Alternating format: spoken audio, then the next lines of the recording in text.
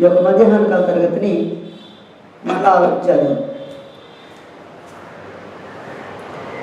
తండ్రి దేవుడు మనుషులతో మాట్లాడినటువంటి ప్రతి సందర్భాన్ని ఆలోచన చేసుకుంటే అబ్రహాంతో మాట్లాడినప్పుడు కానీ ఆయా సందర్భాలన్నింటినీ చూసుకుంటే తన దూతలనిచ్చి పంపించి మాట్లాడినట్టుగానే లేఖనాల్లో ఉన్నాయి తప్ప ఆయన స్వయంగా వచ్చి మనుషులతో మాట్లాడినట్టు లేదా మనుషుల్ని ఆయన కలుసుకున్నట్టుగా ఎక్కడ లేఖనాల్లో కనిపించదు. ఈ సత్యాన్ని బాగా గమనించుకుంది. కనుక యాకోబు ఎలాంటి ఆలోచన కలిగి ఉన్నాడంటే యాకోబు పత్రిక 32వ అధ్యాయం అది కాదు యాకోబు పత్రిక ఉందండి 32వ అధ్యాయం అది కాదు అని ఆలోచన చేస్తున్నాను. యాకోబు గురించి మాట్లాడుతుంటే 32వ అధ్యాయంలో అదే నేను దేవుణ్ణి చూశాను తెరిచే పేరు ఉంది కదా, అదొకసారి ఇంగ్లీష్లో చూడండి. 32:28 అండి.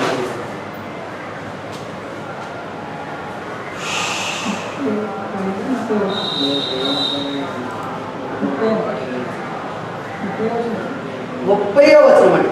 యాకోబు నేను ముఖాముఖిగా దేవుని చూచితిని, ఆయనను నా ప్రాణం దక్కినదని ఆ స్థలమునకు పెనుయేలు అని పేరు పెట్టాడు. పెనుయేలు పేరు నాకు అర్థం చెప్పండి. పోరాడువాడు అని అర్థం, లేదా దేవుని ముఖము అని అర్థం. దేవుని ముఖం దేవునితో పోరాడువాడు, ఫేస్ టు ఫేస్ అని God face to face. Penuel అనే మాటకు హీబ్రూ టెక్స్ట్ ఏం రాశారు, గ్రీక్ టెక్స్ట్లో ఏమన్నా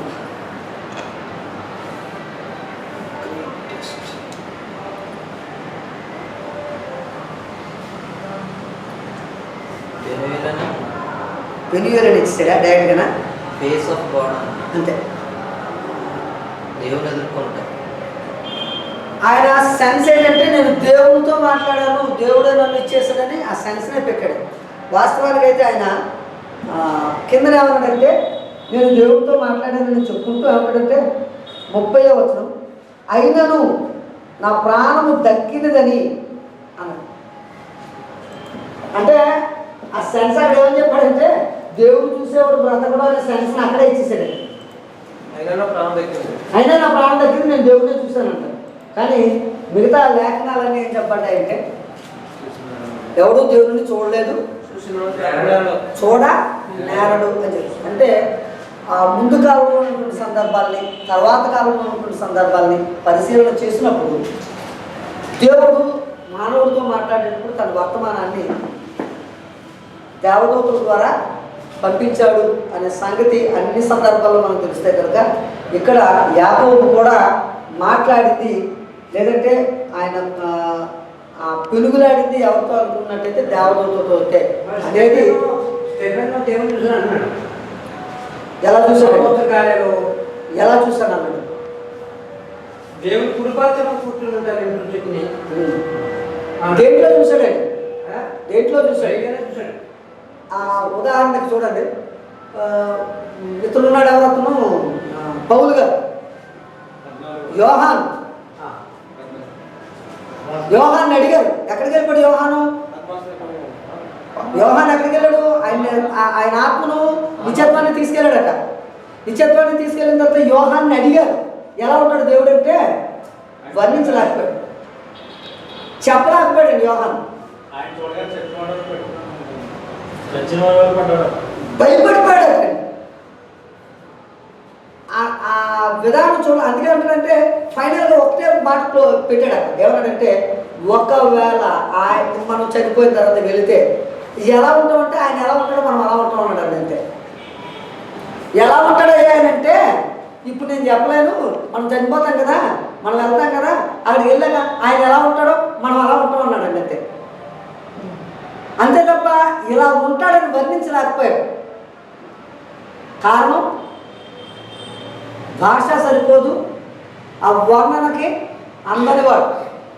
అక్కడ సెన్స్ మనకు ఎలాగ అర్థం అవ్వాలంటే నేను దేవుడిని చూశాను అని స్తెఫను అన్నప్పుడు ఆ యొక్క విధానం ఆ సెన్స్ అర్థం అవ్వాలి. అంటే దేవుడు నాకు ఇలా చెప్తున్నాడు. ఎక్కడ విషయాలు స్టెఫన్ మాట్లాడింది? అసలు ఎప్పుడైనా స్టెఫన్ ఆ సంగతులు మాట్లాడాడు? అబ్రహాం చరిత్ర పరిశుద్ధాత్ముల ద్వారా ఆ సంగతులు మాట్లాడుతూ ఉంటాడు 4వ అధ్యాయంలో అపోస్తల కార్యాలు. కనుక దేవుణ్ణి చూచాను అనే మాట ఏదైతే ఉందో అది అవాస్తవము. ఒకసారి చదవండి. చదివండి. మరియు ఆయన నీవు నా ముఖమును చూడజాలవు, ఏ నరుడును నన్ను చూసి బ్రతుకుడే. నేను అర్థమైందండి. క్లీన్ చేశాడు. అది వల్ల కాని పని. కారణం ఏంటంటే రిక్వెస్ట్. మోసే దేవుణ్ణి రిక్వెస్ట్ చేస్తాడు, నేను నిన్ను చూడాలనుకుంటున్నాను.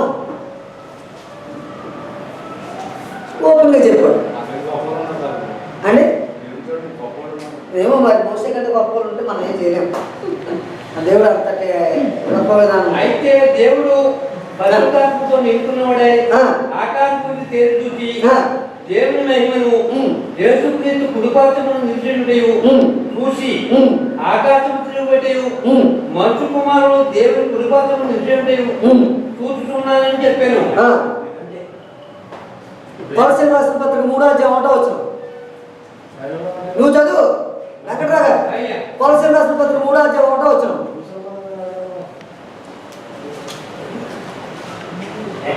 ఆయన సమాధానం చెప్తాడు, మీరు ఏమనకండి. 3:1 మీరే చదవండి. 1:2 వచనాలు చదవండి. గట్టిగా చదవాలి. ఇప్పుడు ఎలా చదవాలి అలాగే. మీరు క్రీస్తుతో కూడా లేపబడినవారైతే పైన వాటిని వెతుకుడి. అక్కడ క్రీస్తు దేవుని కుడిపార్శ్వమున కూర్చుని ఉన్నాడు. పైన ఉన్న వాటి మీద కానీ భూసంబంధమైన వాటి మీద మనసు పెట్టకూడదు. నీకు కూడా కనిపిస్తాడు. ఎదుగు. స్టెఫన్కి ఎలాగైతే కనిపించాడో నీకు కూడా అలాగే కనిపిస్తాడు. తిరుగులేదు. కానీ నువ్వేది తెలియాలా? భూ సంబంధమని మొదలేసి పరసంబంధమైన దృష్టి పెట్టుకొని పరసంబంధం అయిపోయి చూసుకుంటుంటే నీకు అలా అంటే అక్కడ అర్థం ఏంటంటే ఆయన యొక్క ఆధిపత్యము నాకు కనిపిస్తుంది, ఆయన అధికారం నాకు కనిపిస్తుంది. ఆయన అధికారం కింద సమస్త మానవాళి ఉండాలా. యేసుక్రీస్తు రాజై దేవుని కుడిపార్శ్వమున కూర్చొని ఇప్పుడు ప్రజలందరినీ పరిపాలన చేస్తున్నాడు అనే సత్యాన్ని బోధించాడండి. అంతేగాని పెద్ద సింహాసనం మీద తండ్రి కూర్చొని తండ్రి కుడిపార్శ్వం మీద ఈ సినిమాలో పోస్టర్లాగా తొడగా కూర్చోబెట్టుకున్నట్టుగా కనబడదు. అర్థమైందండి. ఆయన పరిపాలన అక్కడి నుంచి భూమి మీద కొనసాగుతుంది అనే ఆలోచన మనకు అర్థమైనట్టు కనిపిస్తుంది. నీకు కూడా నువ్వు నిజంగా బాప్తిస్మం తీసుకొని ఆయన అధికారాన్ని ఒప్పుకొని ఆయన అధికారం ప్రకారంగా జీవిస్తే నీకు అదే సెన్స్ అర్థమవుతుందని కొలస్సీయులకు రాసిన పత్రికలో చెప్పారు. స్థాపనకు వచ్చిన సెన్స్ నీకు నాకు అర్థమవుతుంది. అర్థమైందండి. రైట్.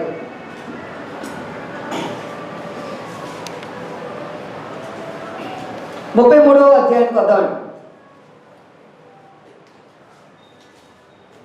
యాకోబు కన్నులెత్తి చూసినప్పుడు యాసావును అతనితో 400 మంది మనుషులను వచ్చుచుండెను.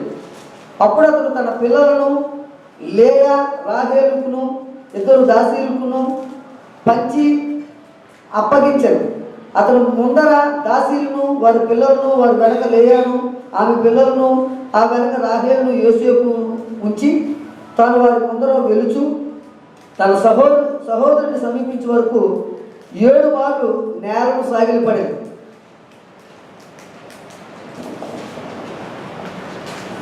ఈ 7 మార్లు అనే విషయం ఆ ఫిగర్ లాంగ్వేజ్ ఈ రోజుకి అయిపోయింది. 7 ప్రార్థనలు, 7 వారాలు, తర్వాత 7 రోజులు ఇంట్లో స్తుతి కోటాలు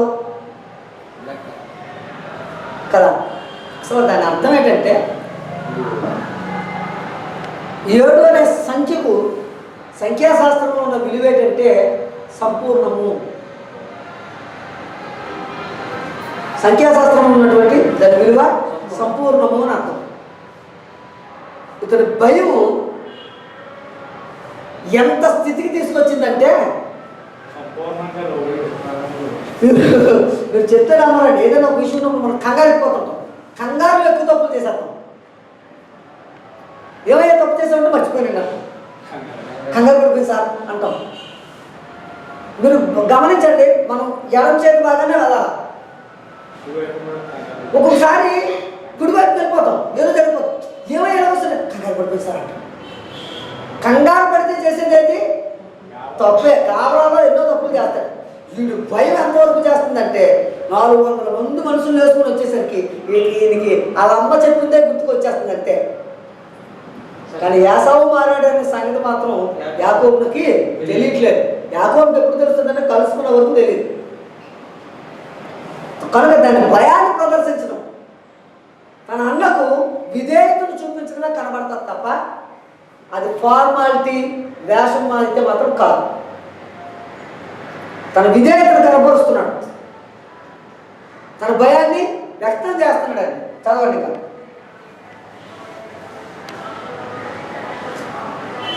అప్పుడు యాసావు అతన్ని ఎదుర్కొని పరిగెత్తి అతను కౌగిలించుకొని అతని మెడ మీద పడి ముద్దు పెట్టుకొను. వారిద్దరూ కన్నీరు విడిచిరి. 20 సంవత్సరాలు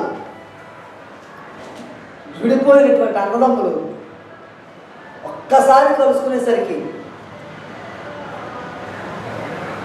వారి ఆప్యాయతలు పొంగిపొర్లేట. పెద్ద కుమారుడు చిన్న కుమారుడు కథలో చిన్న కుమారుడు వచ్చినప్పుడు తన తండ్రి ఎలాంటి సంతోషాన్ని అనుభవించాడో అలాంటి సంతోషాన్ని యాసావు అనుభవిస్తున్నాడు. ఎంతగా భయపడ్డాడండి, అంతగా భయపడ్డాడు యాకోబు. యాసావు అద్భుతంగా మార్పు చెందాడు. తన తప్పుని తెలుసుకొని తన పగను విడిచిపెట్టాడు. కనుక మనం కూడా ఎవరి మీద ప్రతీకారం తర్వాత ప్రేమ అనే లక్షణంలో విషయం కనబడుతుంది. 1 కొరింథీ పత్రిక 13వ అధ్యాయంలో ఒకసారి చూద్దామండి. 1 కొరింథీ పత్రిక 13వ అధ్యాయం. అపకారమును మనసులో ఉంచుకొనకు అని ఉంటుందండి. ఇప్పుడు యాసావు యాకోబుని ప్రేమించిన వాడు కనుక అతడు ఏదైతే అపకారం అనుకున్నాడో, ఏదైతే యాకోబు ద్వారా నాకు నష్టం కలిగింది అనుకున్నాడో దాన్ని మనసులో ఉంచుకున్నాడా? ఉంచుకోలేదండి. కనుక యాసావు యాకోబుని ఎంత ప్రేమించాడో ఆ సంగతుల్లో తెలుస్తుంది. కానీ యాసావు నమ్మలా. నాన్న నన్ను ప్రేమించాడని నమ్మలేకపోయాడు, భయపడ్డాడు, విపరీతంగా భయపడ్డాడు. ఆ 31వ అధ్యాయం 32వ అధ్యాయం అంతా చూసుకుంటూ వస్తే యాకోబు యొక్క భయోందానంలో మనకి కనబడతా ఉంటాయి. కానీ 33వ అధ్యాయానికి వచ్చేసరికి ఈయన చాలా గొప్ప సంగతి చెప్తున్నాడు. వారిద్దరూ కన్యలు విడిచి యాసావు కనులెత్తి ఆ స్త్రీలను పిల్లలను చూచి వీరు నీకేమి కావాలని అడిగినందుకు అతడు వీరు దేవుడు నీ సేవకులకు దయచేసిన పిల్లలే అని చెప్పి అడిగాడు. అద్భుతంగా ఎవరు వీళ్ళంతా అని అడిగాడు. నా భార్య యొక్క దాసి, వారు పుట్టినటువంటి పిల్లలు, వీరందరూ నా సంతానం అని చూపించేసరికి యాసావు ఎంతగా సంతోషించాడు తన తమ్ముడు బిడ్డలను బట్టి. ఇంతగా దీవించబడ్డావా, ఇంతగా ఆశీర్వదించబడ్డావా, చాలా గొప్ప సంగతే. మన వంశం వృద్ధి చెందుతుంది అన్నట్టుగా యాసావు ఆ యొక్క పరిస్థితి ఉంటుంది. కానీ యాకోబు నా అన్న ఎలా అనుకుంటాడు అనుకున్నాడా? అనుకోలేదు. కనుక బాగా గుర్తుపెట్టుకోవాల్సిన కొన్ని సంగతి, దేవుడు మనకి ఆ ఆజ్ఞాపించినప్పుడు, దేవుడు మనకి భరోసా ఇచ్చినప్పుడు, దేవుడు మనకి చెప్పినప్పుడు మనం అలా వెళ్ళిపోతే భయపడాల్సినటువంటి అవసరమే లేదు. ఎప్పుడు భయపడతాము? ఎప్పుడు భయపడాలి అంటే మనం దేవుడి మాటలో లేనప్పుడు, దేవుడు చెప్పినట్టు వినలేనప్పుడు తప్పనిసరిగా భయపడాల్సిన వారు. కానీ వాక్యానుసారంగా ఉన్నప్పుడు, దేవుడు చెప్పిన మాటకు లోబడినప్పుడు భయపడాల్సిన పని లేదు. దేవుడు ఏ స్థితిలోంచైనా మనకు సహాయాన్ని అందిస్తాడు. కనుక యాకోబు భయపడ్డాడు, కానీ యాకోబు భయపడినంతగా అక్కడేమీ జరగదు. కిందకు వస్తే ఇంకా ఉంటుంది, చూడండి ఒకసారి. అప్పుడు దాసీలను వారి పిల్లలను దగ్గరికి వచ్చి సాగిలపడి, లేయు ఆమె పిల్లలను దగ్గరకు వచ్చి సాగిలపడి, ఆ తర్వాత యోసేపును రాహేలును దగ్గరకు వచ్చి సాగిలపడి, యాసావు నాకు ఎదురుగా వచ్చిన ఆ గుంపత్తి ఎందుకని అడుగుగా, అతడు నా ప్రభువు కటాక్షము నా మీద వచ్చుటకే అని చెప్పాడు. అప్పుడు యాసావు, సహోదరుడా, నాకు కావలసినంత ఉన్నది నీవే ఉంచుకోమని చెప్పింది. వద్దు నాకు ఈ బహుమానం. దేవుడు నన్ను కూడా దీవించాడు. అన్నిటికంటే ముందు అద్భుతమైనటువంటి సంగతి ఏంటంటే, పెద్దలు వారు చూపినటువంటి వినయ విధేయత. ఏమండి, ఈరోజు బావగారికి మరదలు గారు వచ్చి నమస్కారం చేస్తుందండి, ఇప్పుడు మర్యాదగా మాట్లాడుతుందండి. ఆయన గౌరవించేటట్టు ఉన్నారట ఎవరన్నా? అన్నను గౌరవించినటువంటి తమ్ముళ్ళు లేరు, పెద్దవాళ్ళని గౌరవించే పరిస్థితులు లేవు ఈరోజు. ఎవరు వాడే గొప్ప.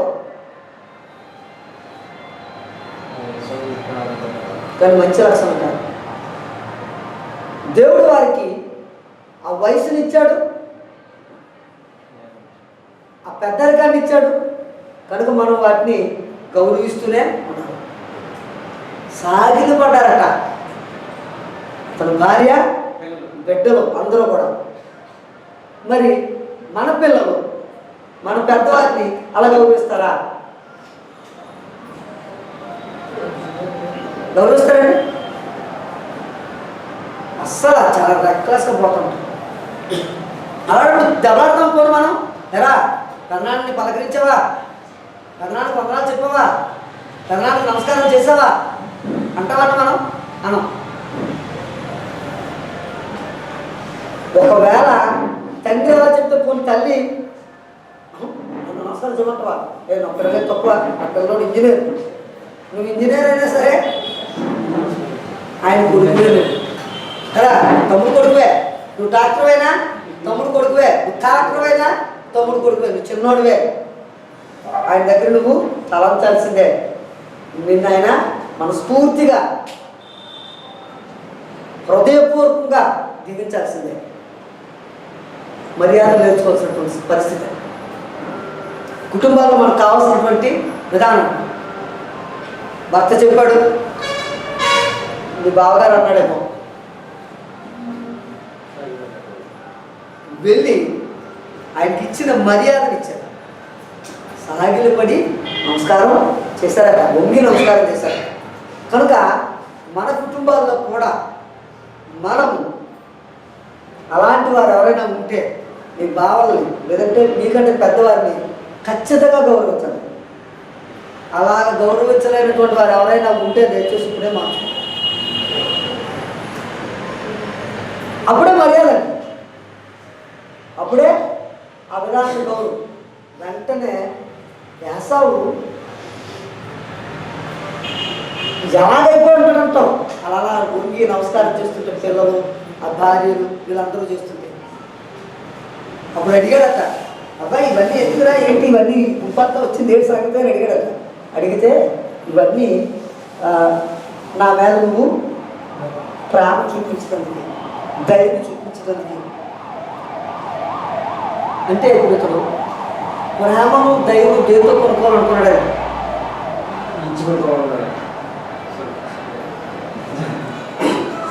బహుమానాలు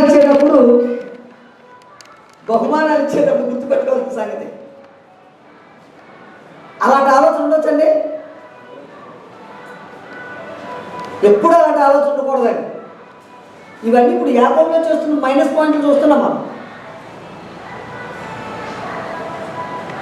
బహుమానం ఇచ్చేటప్పుడు ఉద్దేశం ఎలా ఉండాలి? హృదయపూర్వకముగా వారి చేత వారు సంతోషపడేటట్టు ఇవ్వాలే తప్ప నువ్వేదో నాకు ఆపద కలుగు చేస్తావు, నీ నుంచి నాకు ఇంకా ఏదో కావాలా అందుకోసం ఈ బహుమానం తీసుకో అనేటట్టుగా ఉండకూడదండి. బహుమానం దేనికి సూచన అంటే వీళ్ళిద్దరి మధ్య ఉన్నటువంటి అవగాహనకు, అండర్స్టాండింగ్కి, మర్యాదకు అదొక సూచన అండి. అంతే తప్ప బహుమానాలు ఇచ్చుకుంటాం కదా మనం. బహుమానాలు ఇచ్చుకుంటామండి, బహుమానాలు ఇచ్చుకుంటాం. ఆ బహుమానాలు ఇచ్చుకోవడానికి అర్థం ఏంటంటే మీ ఇద్దరికి మధ్య ఉన్నటువంటి స్నేహాన్ని, లేదా మీ ఇద్దరికి మధ్య ఉన్నటువంటి ప్రేమను, మీ ఇద్దరికి మధ్య ఉన్నటువంటి ఆ అవినాభావ సంబంధాన్ని గుర్తుగా ఆ బహుమానాలు ఉంటాయి తప్ప బహుమానాలు ప్రతిఫలాన్ని ఆశించేవి కాకూడదు అనే సంగతిని జ్ఞాపకం చేసుకోండి. తర్వాత పెట్టి చెప్పడాలు అంటారు తెలుసా? పెట్టి చెప్పడం అవి ఎప్పుడు అలా చేయకండి, తప్పుడు విషయాలు. నువ్వు సహాయం చేసే స్థితిలో ఉంటే సహాయం చేసావు, అక్కడితో అయిపోయింది. నీ బాధ్యత కలిగి కొన్ని చేసావు, అక్కడితో అయిపోయింది. కొన్ని పనులు బాధ్యతతో చేస్తాం, కొన్ని పనులు సహాయంగా చేస్తాం, కొన్ని పనులు ఉచితముగానే చేస్తాం. నువ్వేం చెయ్యి, ఒకటే మాట అన్నాడు, విసుగక మేలు చెయ్యంతే. అది మేలు చేసే కార్యక్రమం, మేలు చేసుకుంటూ వెళ్ళవంతే, దాంతే దీని పని. ఎప్పుడైతే నువ్వు మరలా చెప్పిన దాన్ని దెప్పడం మొదలెట్టావో నువ్వేం చేస్తున్నట్లు లెక్క? ఏం చేస్తున్నట్లు లెక్క? నువ్వు చేసిన మేలు మళ్ళా జ్ఞాపకం చేసుకున్నావు అనుకో, ఏం చేసినట్లు లెక్క? విసుక్కుంటున్నట్టే కదా లెక్క. మళ్ళా నీకు జ్ఞాపకం వచ్చింది, ఏదో సందర్భంలో జ్ఞాపకం వచ్చింది, నీకు ఇలా చేశాను, నేను ఎందుకు చేశాను ఇప్పుడు ఫీల్ అవుతున్నానంటే నువ్వేం చేస్తున్నట్టు లెక్క? నువ్వు చేసిన మేలుని బట్టి నువ్వు విసుక్కున్నావు కదా, ఇప్పుడు అలాంటి పని చెప్పావు. అంటే క్రైస్తవ లక్షణాలు అవి కాదు, వాక్యం దాన్ని సపోర్ట్ చేయదు. కొన్ని బాధ్యతగా చేస్తాం, కొన్ని చారిటీ సహాయంగా చేస్తాం. కనుక నువ్వు ఎలా చేసినా సరే దాని వల్ల వెనక్కి తీసుకొని జ్ఞాపకం చేసుకోవాల్సినటువంటి అవసరత లేదు అనే సంగతిని జ్ఞాపకం చేసుకో.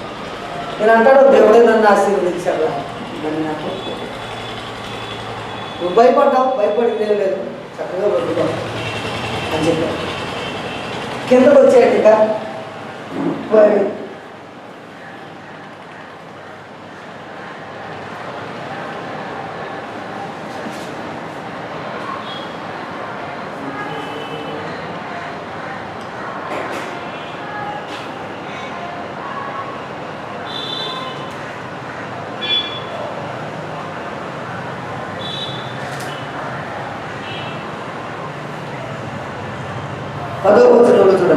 అప్పుడు యాకోబు అట్లు కాదు, నీ కటాక్షం నా మీద ఉన్న ఎడల చిత్తగించి నా చేత ఈ కాలుకు పుచ్చుకొని దేవుడి ముఖము చూసినట్లు నీ ముఖమును చూసింది. నీ కటాక్షం నా మీద వచ్చింది కదా.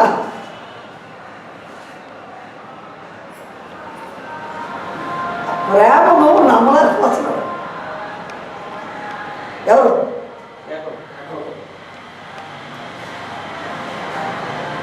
రామనే నమ్మలేకపో. నిజమేనా? నువ్వు నన్ను క్షమించేసావా? అక్కడ మాట్లాడే విధానం వాస్తవేనా? నువ్వు నన్ను క్షమించేసావా? దేవుడు మొత్తం చూసినట్టు చూస్తున్నాడు నిన్ను అన్నాడు. అంటే ఎంతగా పొగిడేశాడు చూడాలి. యాకోబు దీనికి చెప్పిన సమాధానం చూద్దాం చూడండి.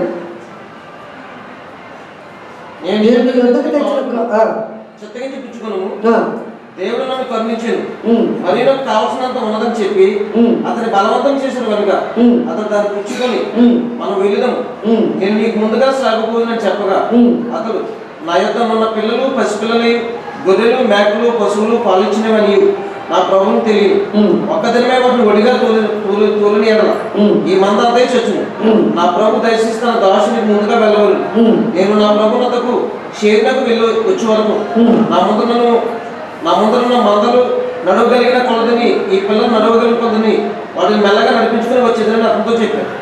అప్పుడు యేసు నీకు ఇష్టమైన ఎడల నా ఎదురున్న ఈ జనంలో కొందరు నీ యొద్ద విడిచిపెట్టిందని చెప్పగా అతడు అది నా ప్రభు కటాక్షం నా మీద ఉండదు. ఆ దినమున యేసు తన త్రోవను షేర్నకు తిరిగిపోయింది. అప్పుడు యాకోబు సుక్కోతుకు ప్రయాణమైపోయి తనకు ఇల్లు కట్టించుకొని తన పశువులకు పాటలు వేయించాడు. అందుచేత చోటుకు సుక్కోతుకు పేరు పెట్టుకోండి. అట్లు యాకోబు 14 వచ్చిన తర్వాత కనాను దేశంలో ఉన్న షెకెము ఊరికి సురక్షితంగా వచ్చి ఆ ఊరి ముందర తన గుడారంలో వేసాడు. మరియు అతను తన గుడారంలో వేసిన పొలం యొక్క భాగంలో షెకెము తండ్రి అయిన హమోరు కుమారు యొక్క 100 వరహాలకు కొని అక్కడ ఒక బలిపీఠం కట్టించి దానికి ఎలోహై ఇశ్రాయేలు పేరు పెట్టింది.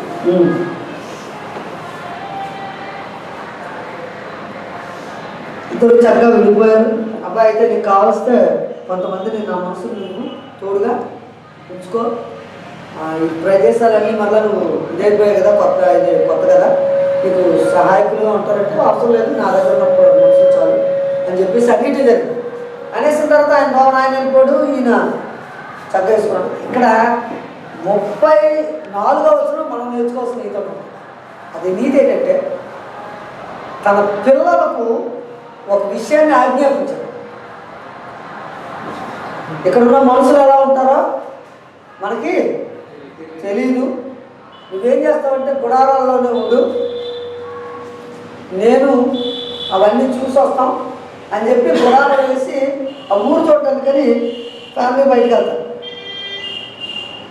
అప్పుడు ఈ కుమార్తెను చూసారు దీనా. ఇప్పుడు ఏం చేస్తుందంటే 34వ అధ్యాయంలో యాకోబును కరిన కుమార్తె అయిన దీనా ఆ దేశపు కుమార్తెను చూడవెళ్ళి ఆ దేశములు నేను హిబ్బీయుడైన హమోరు కుమారుడు షెకెము ఆమెను చూచి ఆమెను పట్టుకొని ఆమెను సైనించి ఆమెను అవమానపరిచారు. బాగా గుర్తుపెట్టుకుంది. వాస్తవం ఏంటంటే కుటుంబ పరిధి దాటి ప్రవర్తించడం అనేది మంచిది. పొలైట్ ఆ అమ్మాయికి మన మర్యాద, ఆ విషయాన్ని బాగా ఇక్కడ దీనా ఊరు తిరగడానికి వెళ్ళింది, దేశ ప్రజలు చూడడానికి, మనుషుల చూడడానికి వెళ్ళింది. ఆవిడ క్యారెక్టర్ మొత్తం మీద అతను మోహించి అవన్నీ అవమానపడుతుంది. అక్కడ స్టోరీ జరుగుతుంది. గొప్ప స్టోరీ ఏంటంటే ఆ రాజు ఇంట్లో వచ్చి యాకోబుతో చెప్తారు, అయ్యా అవసరమైతే మేము మీ చట్టంలోకి వచ్చేస్తాం. మా అబ్బాయి పొరపాటు చేశాడు, మేము దిద్దుకుంటాం. బాగా గుర్తుపెట్టుకోండి, మేము దిద్దుకుంటాం, మేము ఇందులోకి వచ్చేస్తాం, సున్నతి చేపించుకుంటాం అన్న. ఓకే, అలాగే చేయండి అన్న. సున్నతి చేసేసుకొని పాపం వాళ్ళు లేవలేని స్థితిలో ఉంటున్నప్పుడు అన్నదమ్ములందరూ వెళ్ళి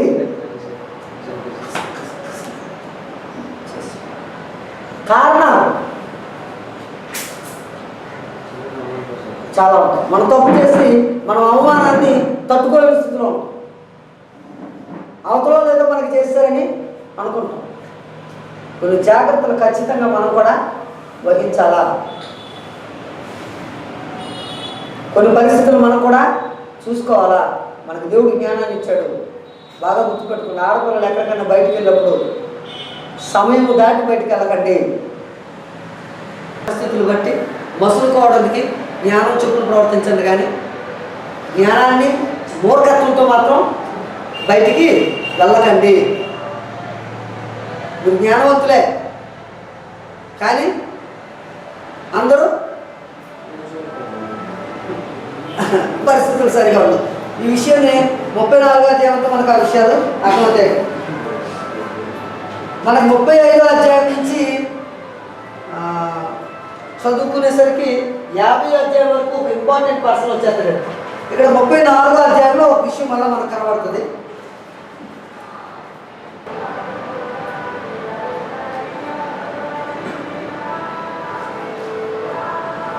35వ అధ్యాయంలో ఇంపార్టెంట్ అయినటువంటి విషయాలు చూద్దాం.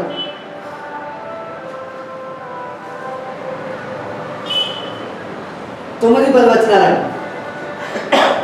యాకోబు 18 నుండి వచ్చుచుండగా దేవుడు తిరిగి అతనికి ప్రత్యక్షమై అతను ఆశీర్వదించాను. అప్పుడు దేవుడు అతనితో, నీ పేరు యాకోబు, ఇక మీదట నీ పేరు యాకోబు అనబడదు, నీ పేరు ఇశ్రాయేలు అని చెప్పి అతను ఇశ్రాయేలు అని పేరు పెట్టాడు. మరియు దేవుడు, నేను సర్వశక్తి గల దేవుడును, నీవు ఫలించి అభివృద్ధి పొందును, జనముల సమూహములను నీ వలన కలుగును, రాజులను నీ గర్భవాసను పుట్టదు, నేను అబ్రాహ్మణునకును ఇస్సాకునకును ఇచ్చిన దేశము నీకు ఇచ్చేదను, నీ తర్వాత నీ సంతానమునకు ఈ దేశం ఇచ్చేదని అతనితో చెప్పాను. దేవుడు అతనితో మాట్లాడిన స్థలం నుండి పరమునకు వెళ్ళాడు. ఆయన తనతో మాట్లాడే చోట యాకోబు ఒక స్తంభము అనగా రాతి స్తంభం కట్టించి దాని మీద ప్రాణార్పణం చేసి నూనె దాని మీద పోసాను. తనతో దేవుడు మాట్లాడే చోటికి యాకోబు బేతేలు అని పేరు పెట్టాడు. వారు బేతేలు నుండి ప్రయాణమైపోయి ఎఫ్రాతాకు వెళ్ళే మార్గంలో మరికొంత దూరం ఉన్నప్పుడు రాహేలు ప్రసవేదంతో ప్రయాసపడేది. ఆమె ప్రసవం వలన ప్రయాసపడుచున్నప్పుడు మంత్రసాని ఆమెతో భయపడుకుము, ఇది నీకు కుమారుడని చెప్పాను. ఆమె మృతునుండేది. ప్రాణం పోచుండగా ఆమె అతని పేరు బినోని అని, అతని తండ్రి అతనికి బెన్యామీన్ అని పేరు పెట్టాడు. బెన్యామీన్ ఎక్కడుంటాడు? లాబాను దగ్గర పుట్టాడా? వారి ప్రదేశానికి వచ్చిన తర్వాత పుట్టాడా? అదే మరలా దేవుడు అబ్రహాములకు ఇస్సాకులకు ఏ వాగ్దానం అయితే చేశాడో అదే వాగ్దానాన్ని మరలా ఎవరితో చేశాడండి? యాకోబుతో చేశాడు. ఇందాక యాకోబుతో మాట్లాడినప్పుడు నీ పేరు ఇశ్రాయేలు అనబడుతుందని చెప్పాడు. ఇక్కడ క్లియర్గా చెప్పేశాడు, నువ్వు ఇంకా యాకోబు అని పిలువబడదు, నీ పేరు ఇశ్రాయేలుని పిలువబడుతుంది, ఇక మీద నువ్వు ఇలాగే ఉండాలా అని చెప్పుకుంటు. ఈ 36వ అధ్యాయం దగ్గరకు వచ్చేసరికి ఏదేమో వంశావళి, అదే మన యాసావు వంశావళి కనబడుతుంది. ఒకసారి చదవండి. ఏదోమును యాసావు వంశావళి ఇది.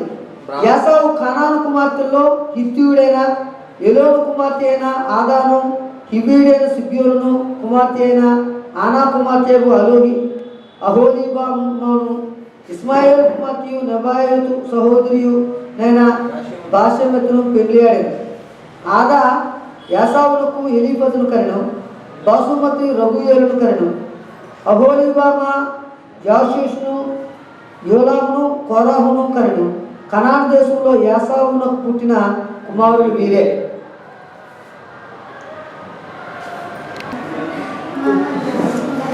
ముప్పై 36వ అధ్యాయము 6వ వచనం. యాసావు తన భార్యలను, తన కుమారులను, తన కుమార్తెలను, తన ఇంటి వారిని అందరినీ, తన మందలను, తన సమస్త పశువులను, తాను కనాను దేశంలో సంపాదించిన ఆస్తి యావత్తును తీసుకొని తన తమ్ముడైన యాకోబు ఎదుటి నుండి వారి యొక్క దేశమునకు వెళ్ళిపోయాడు. వారు విస్తారమైన సంపద గలవారు కనుక వారు కలిసి నివసింపలేకపోయింది. వారి పశువులు విశేషమై ఉన్నందున వారు పరదేశంలో ఎండిన భూమి వారిని భరింపలేకపోయింది. అప్పుడు యాసావు శేయూరు మన్యంలో నివసించి, యాసావు అనగా ఎదోము, శేయూరు మన్యంలో నివసించిన ఎదోమీయులు తండ్రి అయిన యాసావు వంశావళి ఇది.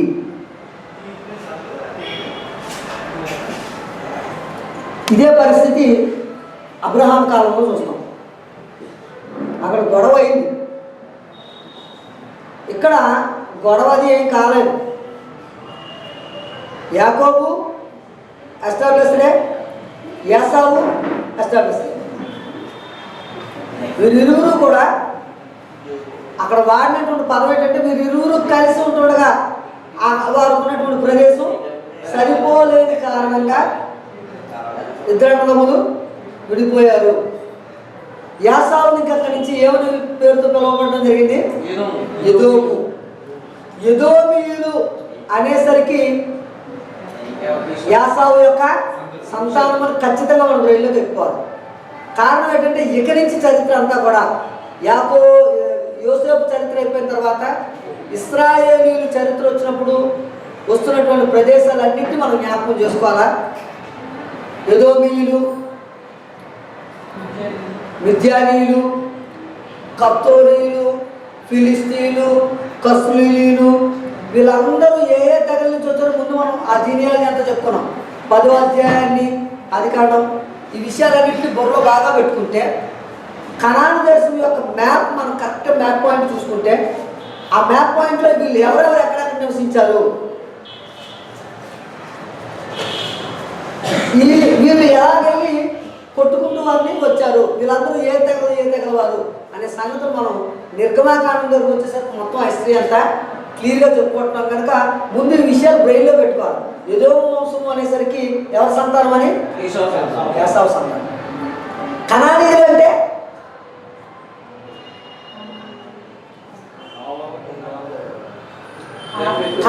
ఎవరి సంతానం? ఫిలిస్తీన్లు, కస్లులీలు వారి సంతానమే. మోయాబీలు, అమ్మోరీయులు. అందుకని ఏమంటే వీళ్ళు ఐగుప్తు దేశంలోకి వెళ్ళిపోయినప్పుడు అమ్మోరీయుల యొక్క అక్రమం ఇంకా సంపూర్ణ కాలం. అంటే ఎవరి యొక్కది? లోతు యొక్క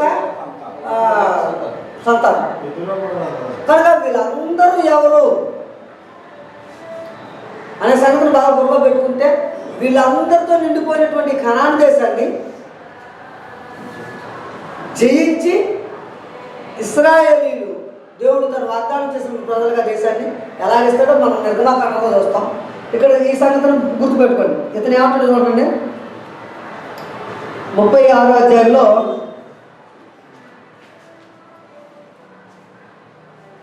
ఎదోమీయులు 9-10 వచనాలు.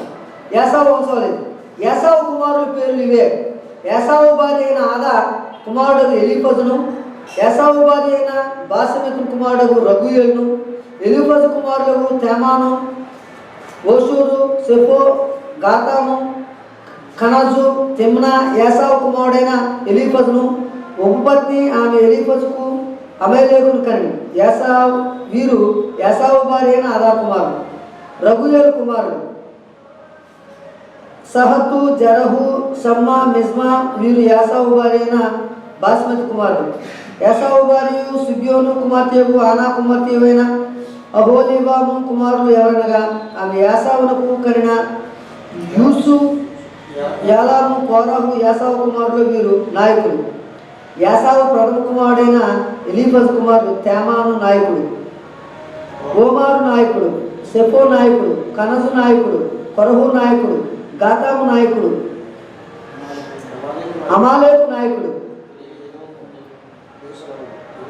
అర్థమైందండి?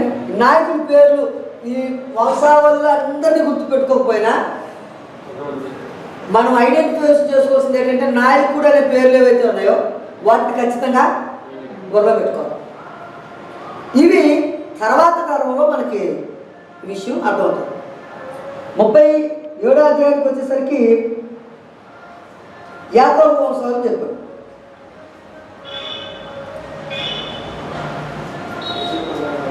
యాకోబు తన తండ్రి పరదేశవాసిగా ఉండిన కనాను దేశంలో నివసించను. యాకోబు వంశాలు. యోసేపు 10 ఏండ్ల వాడై తన సహోదరులతో కూడా మందరం మేపుచుండెను.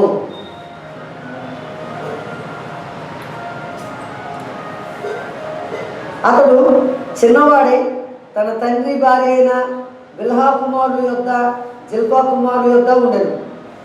అప్పుడు యోసేపు వారి చెడుతనమును గూర్చిన సమాచారము వారి తండ్రి యొద్దకు తెచ్చుచుంటువాడు.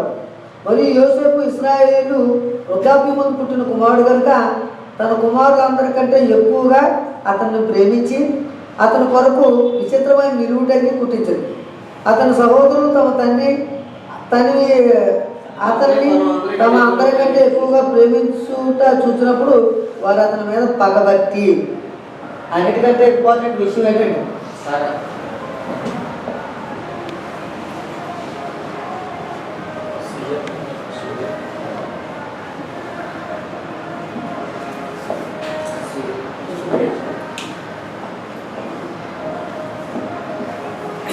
4వ అధ్యాయం ఆదికాండంలో కయీను హేబేల్లో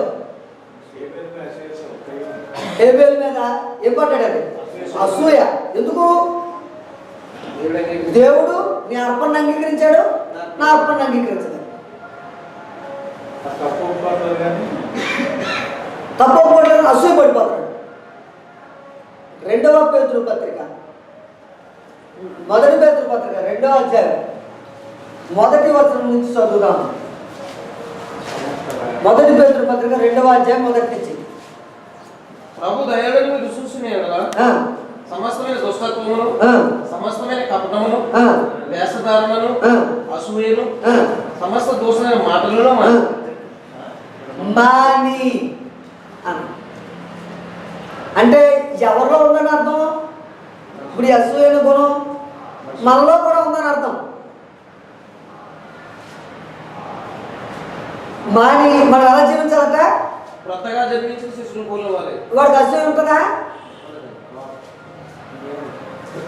పోనీ అడిగి ఏమన్నా తెలుసా? అడిగేం తెలియదు. మనకన్నీ తెలుసా? మనకేం తెలీదా? కానీ మనకు అసూయ ఉంటుందా? ఒకవేళ ఈ గుణాలు కలిగి మనం ఆరాధన చేసిన, ఈ గుణాలు కలిగి అన్ని కార్యక్రమాలు చేసి చచ్చిపోయినా ప్రయోజనం ఏముందా? ఖచ్చితంగా చెప్పబడినటువంటి మాట ఏంటంటే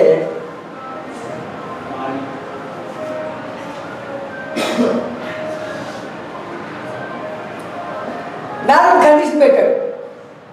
ప్రభువు దయాళుడని మీరు రుచి చూచి ఉన్న ఎడలా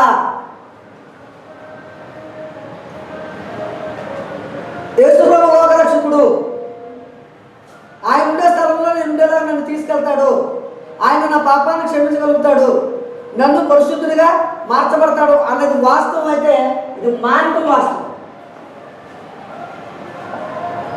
ఇంతకీ నువ్వు ఇది మానలేకపోతున్నావు నువ్వు నేను అని అంటే మీరు నేను మన రక్షకుడైన యేసుక్రీస్తుని సరిగా అధ్యయనం చేయలేదు, ఆయన సరిగా నేర్చుకున్న వారము కామన్ అన్న. ఇప్పుడు చెప్పండి, యేసుప్రభు మనకు అర్థమయ్యాడంటే మనకే అర్థం అవ్వలేదు, ఇతరులను బోధించి మనకే ఆయన అర్థం అవ్వట్లేదు. అవి మానితే యెహోవా దయాళుడని రుచి చూచి ఉన్న ఎడల మీరు సమస్తమైన కపటము, వేషధారణ, దూషణ, అసూయ అవి వీటన్నిటిని మాని క్రొత్తగా జన్మించిన శిశువులను పోలిన వారై వాక్యమును పాలను ఆపేక్షించండి అంటారు. రక్షణలో ఎదుగు నిమిత్తం వాక్యము ఒక వ్యక్తిలోనికి పని చేయాలి అంటే హృదయంలో ఉన్నటువంటి ఆ వాక్యము ద్వారా ఇది పారద్రాలి. అందుకే యాకోబు పత్రికలో అంటాడు, లోపల నాటబడిన వాక్యం. మార్కు సువార్తలో చెప్తాడు, నీ హృదయం దేనితో నిండిపోయిందంటే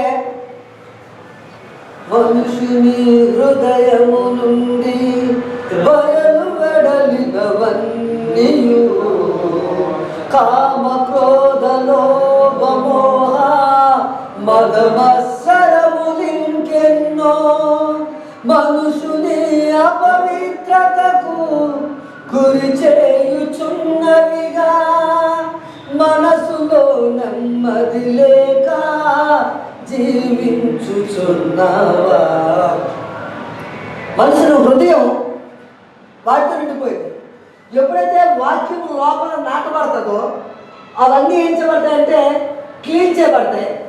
ఎప్పుడైతే క్లీన్ చేయబడతావో నువ్వు మానేసినట్లెక్క, ఎప్పుడైతే మానేసినట్లెక్కో నువ్వు చిన్నపిల్లల స్వభావంలోనికి వచ్చేసినట్లు లెక్క. అప్పుడు నువ్వు నీ దేవుణ్ణి రుచి చూసి ఉన్నట్టు లెక్క. అంటే ఇప్పుడు మనకు మనమే ప్రశ్నించుకోవాలి, ఎవరికి వారు వ్యక్తిగతంగా కదా. నేను మిమ్మల్ని ఎలా చూపించి ఇవి నా వైపు చూపిస్తాను, మీరు ఎలా చూపిస్తారంటే బ్రదరు మిమ్మల్ని మీరు ఎత్తు చూపినప్పుడు ఇది తప్పని మీరు అనుకోకుండా మీరేం చెప్తుంటే నాలో ఉన్న లోపాలు ఎత్తి చూపుతారు. అవునా? అంటే ఒకరినొకరు ఏం చెప్తాం మనం ఎత్తి చూపుకుంటాం. కనుక ఇలాంటి పరిస్థితి రాకుండా ఉండడం కోసం పౌలు గారు ఏమని చెప్పారంటే మిమ్మల్ని మీరే పరీక్షించుకోండి. ఎన్నో చెప్పారు కొరింథీయులకు రాసినటువంటి 2వ పత్రిక చివరి 13వ అధ్యాయం 5వ వచనం చదువుకోండి ఒకసారి.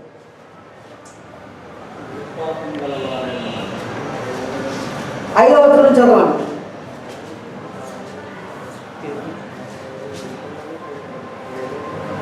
మీరు విశ్వాసం కలవాలని నాలో లేదు. మిమ్మల్ని మీరే శోధించుకొని చూసుకోండి, మిమ్మల్ని మీరే పరీక్షించుకోండి. మీరు భ్రష్టులు కాని ఎడల యేసుక్రీస్తు మీలో ఉన్నాడని మిమ్మల్ని గూర్చి మీరే ఎరుగరా. సింపుల్గా చెప్పేసి మానవుని యొక్క తత్వం అర్థమైపోయింది. ఇది పొరపాటు అని చెప్తే దిద్దుకోవాల్సినటువంటి స్థితిలోంచి ఏ స్థితికి వచ్చాడంటే నువ్వు పొరపాటు చేయలేదా అని చెప్పే స్థితికి వచ్చాడు. క్రైస్తవ సమాజం అలాగైపోయింది, అందరూ అలాగైపోయారు. మనం పొరపాటు చేస్తున్నప్పుడు ఇది పొరపాటు అంటే అవును సహోదరుడు నేను తప్పు చేస్తాను దిద్దుకుంటాను అనే నేపథ్యం కంటే ఏ నేపథ్యంకి వచ్చిందంటే నువ్వు తప్పు చేయట్లేదా అనే స్థితికి వచ్చాడు. కనుక ఇక్కడ ఈయన ఏమంటాడంటే ఒక్కవేళ అందరికీ చెప్పిన విషయం నన్ను నేను ప్రశ్నించుకొని మిమ్మల్ని మీరు ప్రశ్నించుకుంటే ఎవరిని వారే ప్రశ్నించుకోవడం మొదలెడితే ఎవరి తప్పులు వాళ్ళకే బయటకు వచ్చేస్తారు. తప్పులు దిద్దుకోవడం అంటూ మొదలెడితే ఇక్కడ అసూయ పడిపోయారు. దేన్ని బట్టి? తండ్రి యోసేపు యొక్క చరిత్ర రాసుకున్నాను. ఒక్కసారి కొంచెం ఎక్స్క్యూజ్ చేయండి సార్ ప్లీజ్. ఏ పాఠం పూర్తి అవ్వట్లేదు. నేను చెప్పాలనుకుని బోర్డు అంత నోట్స్ తెచ్చుకుంటున్నాను, ఎప్పుడు నోట్స్ ఎప్పుడు పూర్తి చేయట్లేదు.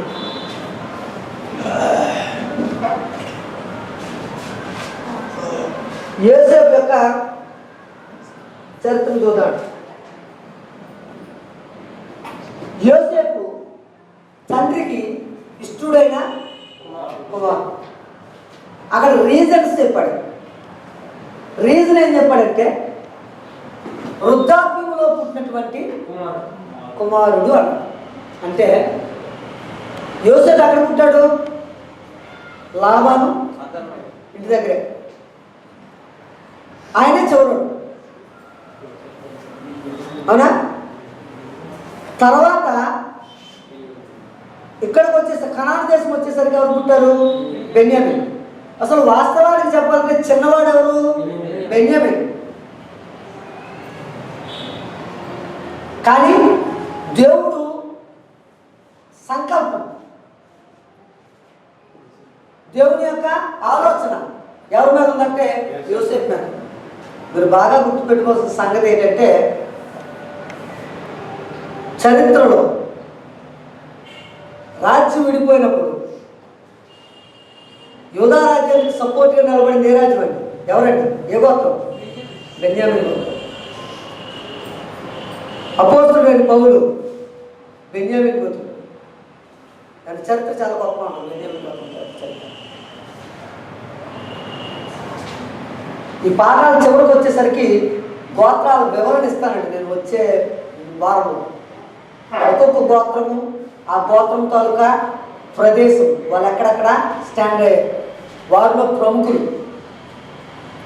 12 గోత్రాల్లో ఉన్నటువంటి ప్రముఖులు, వీరి పేర్లు, వారి యొక్క గొప్ప విధానాలు, వారి చరిత్ర ఒక పాఠంలో చెప్పేసుకోవడానికి ప్రయత్నం చేద్దాం.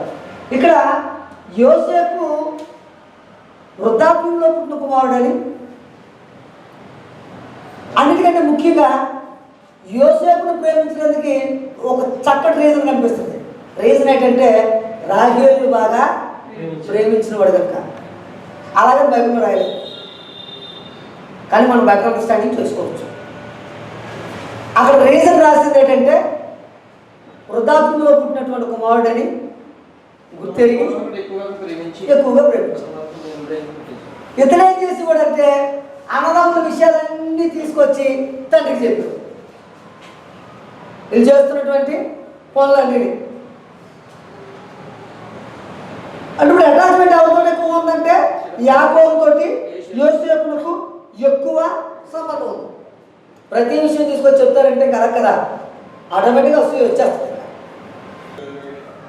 ఆవిడికి వీళ్ళంటే ప్రేమ పుట్టుకొచ్చేస్తుంది. దీని గురించి అన్ని చెప్తున్నాడు, నాకు అన్ని బాగా చెప్తుంటే నీవిడికి ప్రేమ పుట్టుకొస్తుంది, ఈయనకి అసూయ వచ్చేస్తుంది. Same story. ఈయనేమో ఆ ప్రేమిస్తున్నట్టు ఖచ్చితంగా చూపిస్తుంటాడు. అందరికంటే మంచి బట్టలు కొట్టడం, ముగ్గడం, అభిమానంగా చూడటం. ఇతనేమో ఆ అభిమానాన్ని ఇచ్చేసుకొని అక్కడ జరుగుతున్న విషయాలన్నీ తీసుకొచ్చి తండ్రికి చెప్పడం. ఆటోమేటిక్గా ఈ నేపథ్యంలో ఏం పుట్టుకొస్తుందంటే అసూయ అనేది ఖచ్చితంగా పుట్టుకొస్తుంది. ఇందులో సమస్య దానికి మూల్యం ఏంటంటే ఈయన చెప్పారు.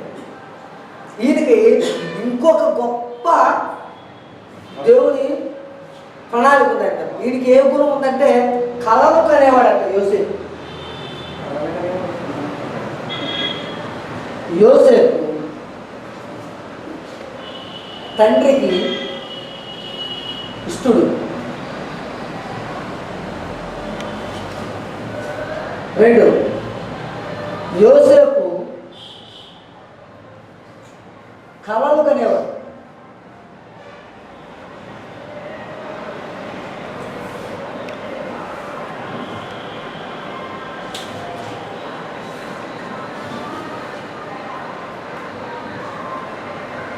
ఏం పేరు పెట్టారు ఈయనకి? ఇది కలలుగానే వాడు పేరు పెట్టారట. ఒకసారి చదవండి. ఎట్లా నక్షత్రాలు చూశారు, మీరు నాకు దండ పెట్టారు, ఇది అన్నీ చెప్పాడు. చూడండి ఒకసారి. అతని సహోదరులు 5వ వచనం. యోసేపు ఒక కలకని తన సహోదరులతో అది తెలియచెప్పగా వారు అతని మీద మరీ పగబట్టిరి. అతడు వారిని చూచి, నేను కనిన ఈ కళను మీరు దయచేసి వినుడి. అదేమనగా, మనము చేతిలో పనలు కట్టుచుంటివి, నా పన లేచి నిలుచుండగా మీ పనలు నా పనను చుట్టుకొని నా పనకు సాష్టాంగపడినని చెప్పాను. అందుకు అతని సహోదరులు, నీవు నిశ్చయముగా మమ్ము నేలదువా, మా మీద నువ్వు అధికారమగుదువా అని అతనితో చెప్పి అతని కళలను బట్టి అతని మాటలను బట్టి అతని మీద మరింత పగబట్టిరి. ఏంటి ఎలా ఉంటుందో చెప్పండి, కోపం రాదా? కానీ యోసేపు మొదటి నుంచి దేవుని యొక్క సంకల్పంలో అతను పుట్టిన దగ్గర నుంచి పెరిగి పెద్దవాడు అయ్యే వరకు ఆయన యొక్క చరిత్రలో చాలా స్పష్టంగా ఉంటుంది. పాపం చేసే పరిస్థితులు ఆయనకి అనేకము ఆయన చుట్టూ వచ్చినా కూడా అతను ఏ స్థితిలోనూ పాపం చేయనట్టుగా కనిపించింది. మనకి కనిపించేది ఎక్కడ కనిపిస్తుంది అంటే పోతీఫర్ భార్య విషయంలోనే కనిపిస్తుంది. కానీ పోతీఫర్ భార్య విషయమే కాదు, అతను రాజరికంలో అతడు తప్పులు చేయవలసినటువంటి పరిస్థితులు అనేకం ఆయన చుట్టుముట్టినప్పుడు ఒక్క తప్పు కూడా చేసినట్టు కనపడదండి. ఆ స్టోరీ మనం చెప్పుకోవచ్చు. దేవుడిచ్చినటువంటి మహాజ్ఞానాన్ని అతడు వినియోగించుకొని ఆ దేశాన్నే కాపాడేటండి అతడు. అది గొప్ప సంగతి. మనం ఆయనలో నేర్చుకోవాల్సినటువంటి అనేకమైన పాఠాల్లో గొప్ప సంగతి ఏంటంటే దేవుడిచ్చినటువంటి ఆ జ్ఞానాన్ని మనము నేర్చుకొని మనము వర్ధిల్లుతూ మనతో ఉన్నవారిని వర్ధిల్లింపు చేసేటట్టుగా బతకాలండి. మనం ప్రవర్తించే ప్రవర్తన, మనం నడిచే నడవడిక, మనం చేసే ప్రతి పని మనకు ఉపయోగపడాలా, మన కుటుంబాలకు ఉపయోగపడాలా, ఇతరులకు ఎంతో కొంత మాదిరిగా ఉండాలి. అతని జీవితంలో మనం అవన్నీ చూస్తాం. అసూయపడినాడు, తర్వాత ఏం చేస్తారట? పగ పట్టేశారట. పగ అనే విషయం మనకు బాగా అర్థమవుతుంది కదా. పగ పట్టడం అంటే పగ అనే మాటకు అర్థం చెప్పండి, ప్రతీకారం అనే మాటకు అర్థం చెప్పండి. తెలుసా అసలు పగ ప్రతీకారాలు? తెలీదా? లేవా? పగ ప్రతీకారం లేదు. నిజం చెప్పండి. మరి ఒకసారి ఎప్పుడైనా మరి సందర్భం వస్తుందేమో చూద్దాం. మీ భార్య ఎప్పుడైనా నువ్వు పలానా రోజు పలానా చేసావు ఇప్పుడు అలా చేయట్లేదు అని అన్నాం అనుకో, అలా ఎప్పుడైనా నాటి సందర్భం వచ్చిందా?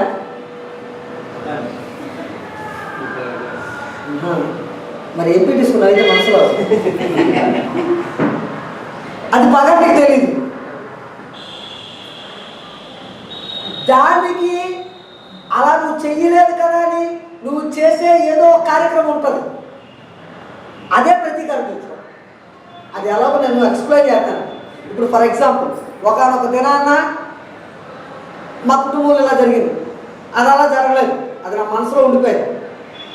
దాన్ని బేస్ చేసుకొని నేను ఒక యాక్షన్ చేస్తాను, ఆ యాక్షనే ప్రతీకారం. అది పగని మనకు తెలియదు. పగ అంటే మన దృష్టిలో ఏంటంటే కొట్టడం, చంపడం, నరకడం ఏదో అనుకో, అది పగ. కానీ చాలా విషయాలు ఉంటాయి. ప్రభువు చిత్తమైతే అవన్నీ వచ్చేవారు. రేపు వచ్చే వారంలో నేను చెప్పాల్సిన పాఠం ఏంటంటే ఇశ్రాయేలీయుల యొక్క గోత్రముల యొక్క చరిత్ర. అది కొంచెం విశదీకరించి చెప్పడానికి ప్రయత్నం చేస్తాను. కారణం ఏంటంటే అది బాగా బ్రెయిన్లోకి ఎక్కిపోతే ఫర్దర్లో రాజులు విడిపోయే దగ్గర వరకు ఆ చరిత్ర అవసరం కనుక కొంచెం ఆ విషయాలను మీకు క్లియర్గా చెప్పడానికి ప్రయత్నం చేస్తాను. లేవీ వంశం యొక్క చరిత్ర కొంచెం ఇంపార్టెంట్ అయినటువంటి విషయం. మనకి లేవీలు అనేసరికి ఒకే తెగ అర్థం అవుతుంది. లేవీల్లో చాలా తెగలు ఉన్నాయి, వారు చేసే పనులు వేరు, వారు ఎలాగ ఇవన్నీ ముందు ఆ స్టోరీ అంతా ఒకసారి చెప్పేసుకుంటే తర్వాత ఫ్యూచర్కి వెళ్ళేటప్పటికి ఆ విషయాలన్నీ మనకు బాగా అర్థమవుతాయి. నేను వచ్చేవారు బహుశా తెచ్చుకుంటూ మ్యాప్ పాయింటింగు, తర్వాత ఫ్లెక్సీలు వచ్చేవారు తెచ్చుకోవడానికి ప్రయత్నం చేస్తాను. నేను ఆల్రెడీ అది మేము తయారు చేసి ప్రింట్ చేసి ఉంచుకున్నాం మా స్కూల్కి. మా స్కూల్ నుంచి ఇక్కడ నుంచి మీకు వచ్చేస్తాను అండి.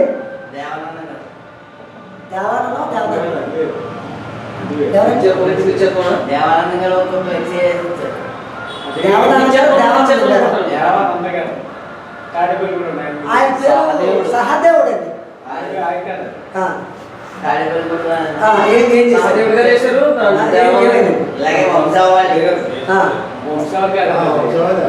పాదాలు చెప్పారు. ఎవరు రూబేన్ వెనకాల ఉన్నారు, రూబేన్ ఎలా ముఖ్యుడయ్యాడు అనే చరిత్ర, ఆ చరిత్రలన్నీ చెప్పుకోవడానికి ప్రయత్నం చేద్దాం. అది బైబిల్లో ఎంతవరకు ఉంటే అంతవరకు చరిత్రకి ఏదైనా ఆధారం ఉంటుంది, దాన్ని కొనసాగించడం.